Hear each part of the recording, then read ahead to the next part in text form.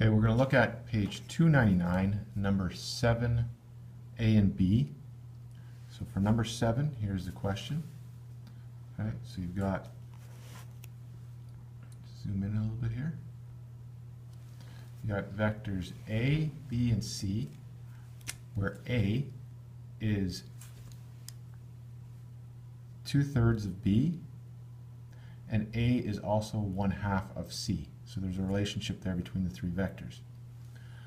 First one is determine integer values, so integer values for m and n such that mc plus nb equals a 0 vector. How many values are possible for m and n to make this statement true? Take a look at that one. Okay. So we have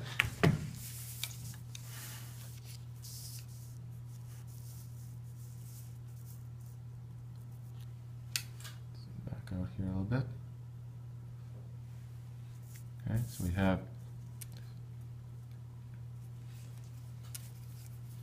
A is 2/3 of B and A is 1/2 C. You can rearrange that so that B is 3/2 A and C is 2A. Plug those into this equation, MC plus NB, and you get the 0 vector.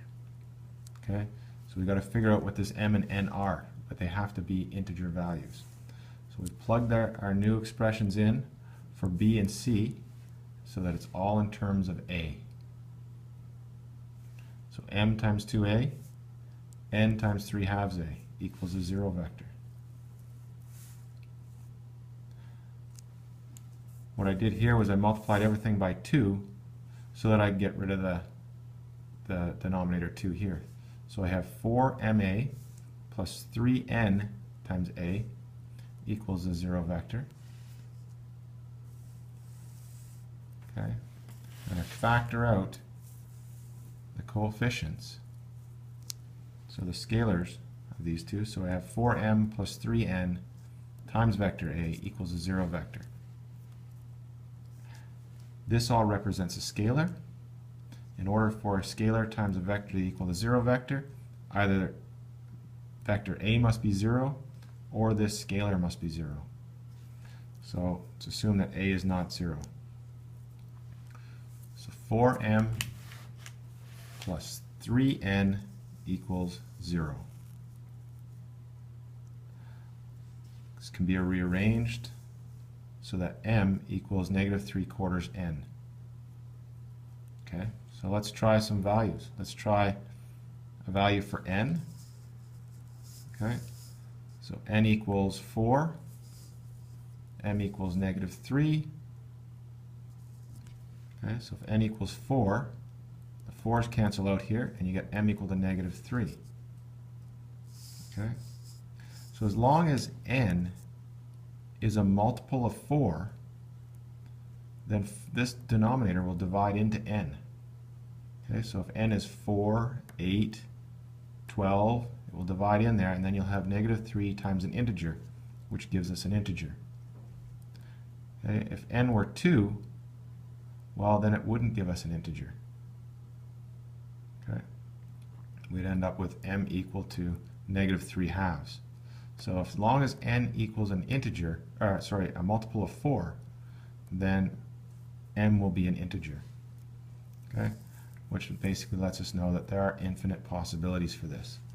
So you can let n equal any multiple of 4, and you'll get answer for m. So that gives us one possibility here. If you let n equal 8, m would equal -6. That's another possibility, so you have infinite possibilities. And for B, part B is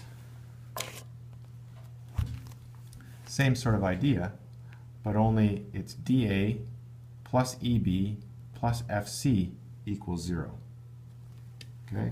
Are these values unique for D, E, and F? Let's take a look at this.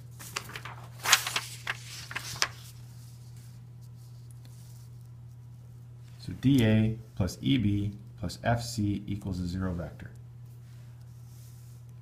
Well, if I substitute in our expressions again, so dA, let's leave that fixed. B equals 3/2 A from before, and C equal 2A. So So we're substituting it all in, so now we have it all in terms of the vector A. I'm going to multiply everything by 2 again so that I can get rid of that denominator. So I have 2dA equals 3EA plus 4FA equals 0. All right, factor out the coefficients again.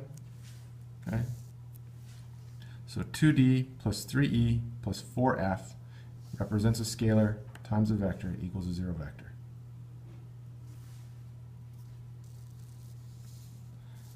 That scalar must equal 0 again, so now I have an expression with 3 unknowns that must equal 0. Well, you can just randomly choose 2 values for E and F. So let's try that and solve for D. So let's let E equal F equal 1. If I do that and I substitute them in, 3 times 1 is 3, 4 times 1 is 4, so that becomes 3 and a 4 in that equation.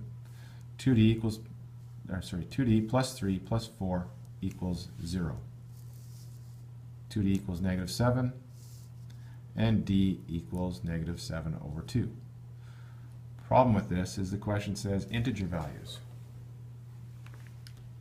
Okay, so integer values, it's not an integer value. Integers are positive and negative whole numbers. So let's try another strategy.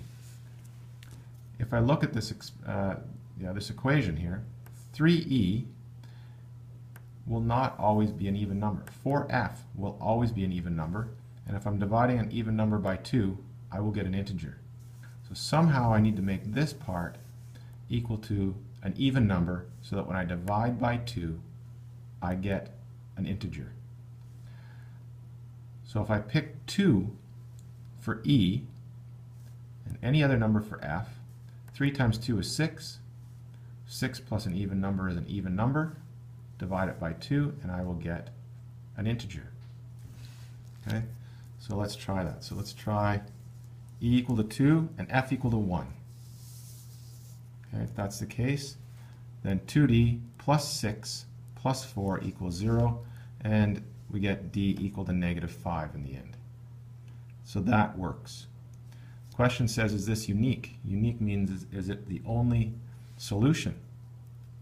Well, as I mentioned before, if e is 2, I will get an even number here.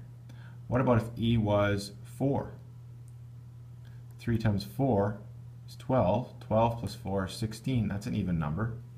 So as long as e is an even number, 3 times an even number will give me an even number, plus an even number will be even, and I can divide by 2.